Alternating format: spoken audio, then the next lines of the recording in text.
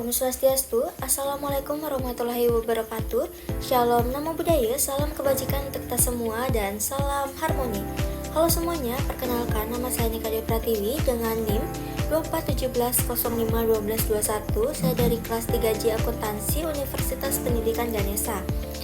Nah, pada video kali ini saya akan menjelaskan terkait flowchart produksi dengan prosedur yang pertama, yaitu permintaan dan pengeluaran barang gudang.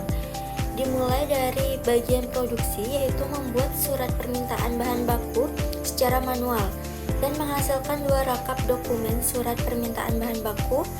Dokumen 2, surat permintaan bahan baku diarsipkan dengan nomor urut 1 tidak permanen, dan dokumen 1, surat permintaan bahan baku masuk pada bagian gudang. Di bagian gudang, dokumen 1, surat permintaan bahan baku membuat surat pengiriman bahan baku secara manual dan menghasilkan 2 rangkap dokumen surat pengiriman bahan baku. Dokumen 2, surat pengiriman bahan baku diarsipkan dengan nomor urut 2 tidak secara permanen. Dokumen 1, surat pengiriman bahan baku dikirim beserta bahan baku masuk pada bagian produksi. Selanjutnya masih di bagian gudang, membuat bukti permintaan dan pengeluaran bahan baku gudang secara manual dan menghasilkan 2 rangkap dokumen bukti permintaan dan pengeluaran bahan baku. Dokumen 2, bukti permintaan dan pengeluaran bahan baku diarsipkan pada nomor urut 3 tidak secara permanen, dan dokumen 1, bukti permintaan dan pengeluaran bahan baku masuk pada bagian akuntansi. Selanjutnya, bagian gudang membuat laporan persediaan bahan baku secara manual, menghasilkan 2 rangkap dokumen laporan persediaan bahan baku. Dokumen 2, laporan persediaan bahan baku diarsipkan dengan nomor urut 4 tidak permanen, dan dokumen 1, laporan persediaan bahan baku masuk pada bagian akuntansi.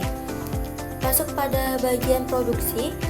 Di bagian produksi terdapat dokumen 1, surat pengiriman bahan baku beserta bahan bakunya memproduksi bahan jadi secara manual, mengirim barang jadi secara manual, dan menghasilkan dokumen barang jadi yang selanjutnya masuk pada bagian gudang.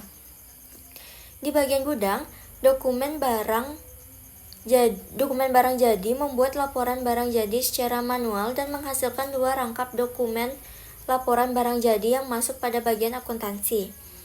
Pada bagian akuntansi terdapat 3 dokumen, yaitu dokumen 1, bukti permintaan dan pengeluaran.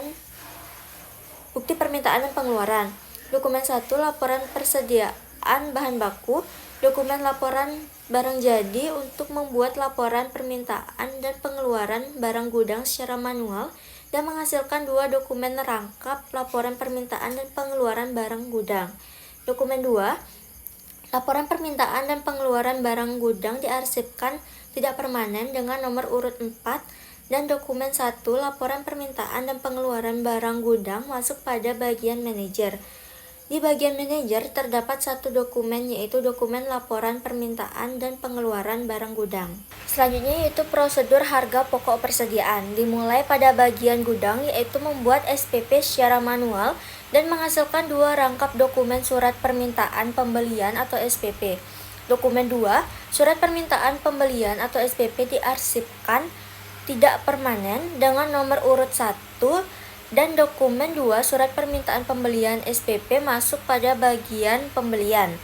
Bagian pembelian dokumen 1 SPP, yaitu membuat SPPH secara manual dan menghasilkan dokumen surat permintaan penawaran harga atau SPPH yang masuk pada bagian supplier.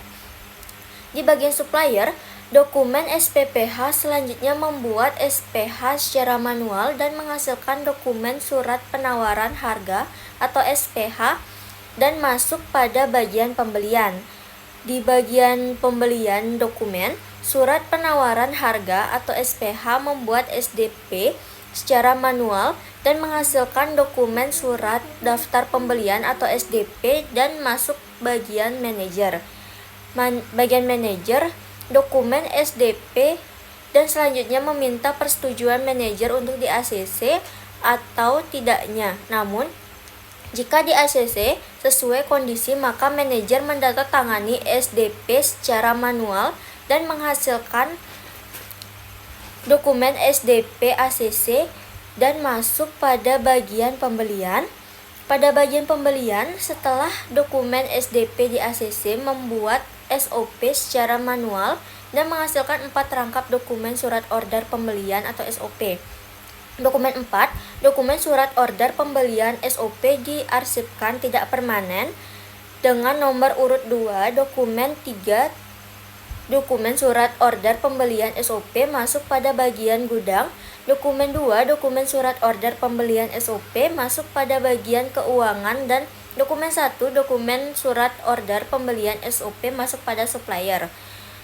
Bagian supplier, dokumen 1, dokumen surat order pembelian SOP selanjutnya membuat faktur secara manual dan menghasilkan 2 rangkap dokumen faktur.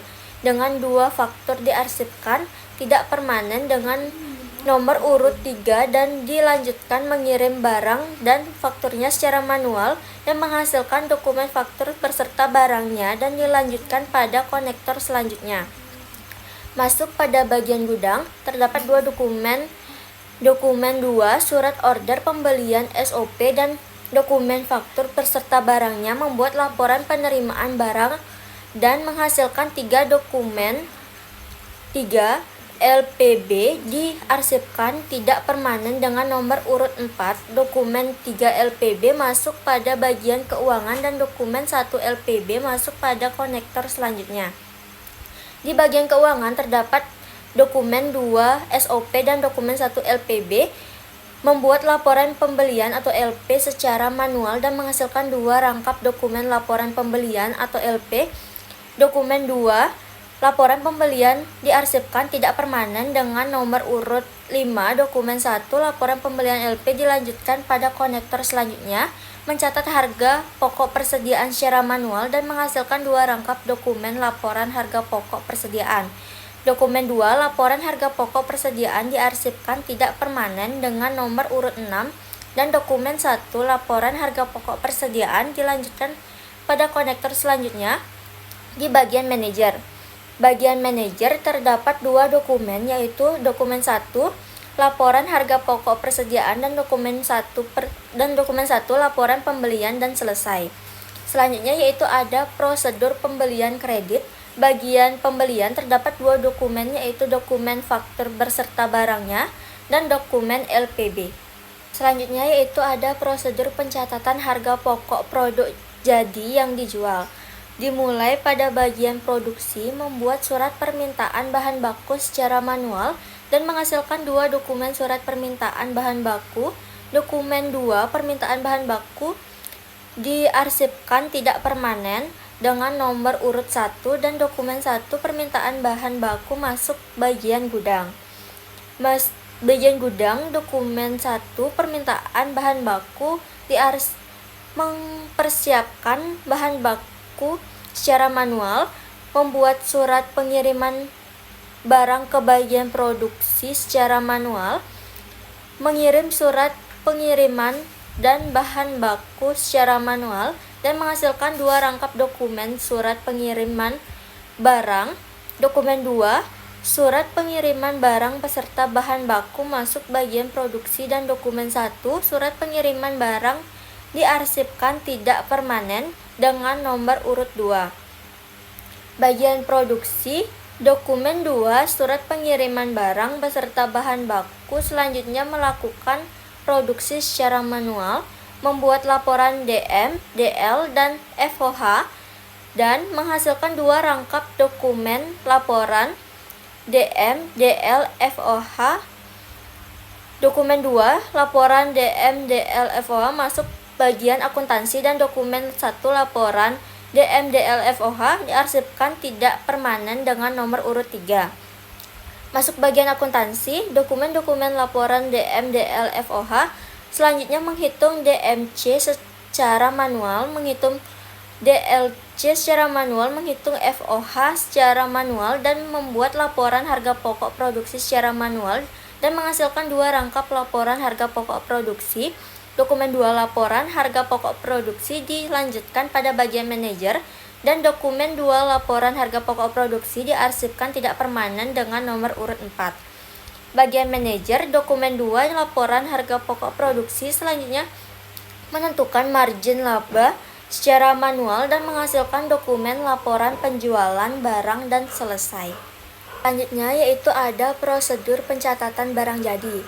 Dimulai pada bagian produksi, membuat bukti pengiriman barang jadi secara manual, menghasilkan 3 rangkap dokumen bukti pengiriman barang jadi. Dokumen 3, bukti pengiriman barang jadi diarsipkan tidak permanen nomor urut 1. Dokumen 2, bukti pengiriman barang jadi masuk bagian akuntansi, dan dokumen 1, bukti pengiriman barang jadi bersama barangnya masuk bagian gudang. Bagian gudang, dokumen 1, bukti pengiriman barang jadi bersama barangnya mengisi kartu gudang secara manual dan menghasilkan dokumen kartu gudang yang telah diisi dan dialihkan pada bagian akuntansi. Bagian akuntansi, dokumen kartu gudang yang telah diisi menandatangani kartu gudang yang telah diisi secara manual dan menghasilkan dokumen kartu gudang yang telah ditandatangani dialihkan lagi ke bagian gudang. Di bagian gudang, dokumen kartu gudang yang telah ditandatangani selanjutnya membuat surat penerimaan barang jadi secara manual dan menghasilkan 3 rangkap dokumen SPBJ. Dokumen 3 SPBJ diarsipkan tidak permanen nomor urut 2. Dokumen 2 SPBJ masuk bagian produksi dan dokumen 1 SPBJ masuk pada bagian akuntansi. Bagian akuntansi, dokumen 2 SPBJ membuat laporan penyelesaian barang jadi secara manual dan menghasilkan dokumen laporan penyelesaian barang jadi. Bagian akuntansi terdapat dokumen 2 bukti pengiriman barang jadi yang diarsip tidak permanen dengan nomor urut 3, dan terdapat dokumen 1 SPBJ yang selanjutnya mengisi kartu persediaan secara manual, menghasilkan dokumen kartu persediaan yang sudah diisi, selanjutnya membuat jurnal secara manual, memposting ke buku besar secara manual, membuat neraca saldo secara manual, membuat neraca lajur secara manual, membuat AJP secara manual, membuat laporan keuangan secara manual, menghasilkan dokumen laporan keuangan, selanjutnya membuat laporan penerimaan barang jadi secara manual dan menghasilkan dokumen laporan penerimaan barang jadi. Bagian manajer, terdapat 2 dokumen laporan penerimaan barang jadi dan laporan penyelesaian barang jadi. Baik, itu tadi penjelasan mengenai flowchart produksi dari saya. Kurang dan lebihnya mohon dimaafkan. Saya tutup dengan Parama Santi. Om Santi Santi Santi Om. Assalamualaikum warahmatullahi wabarakatuh. Shalom Namo Buddhaya. Salam kebajikan untuk kita semua dan salam harmoni.